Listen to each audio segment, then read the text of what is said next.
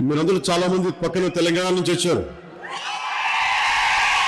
జై తెలంగాణ. మీకు తెలుసు కదా, నా తెలంగాణ అంటే గుండెలా కొట్టుకుంటుంది.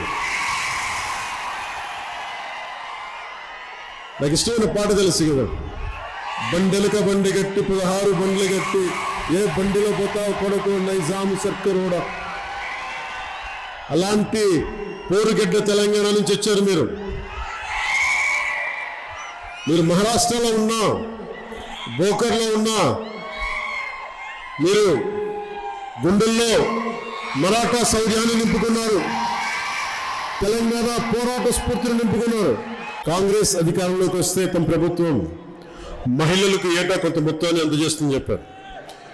కాంగ్రెస్ మాట నిలబెట్టుకోలేకపోయింది. అసలైన తొలి వెలుగు.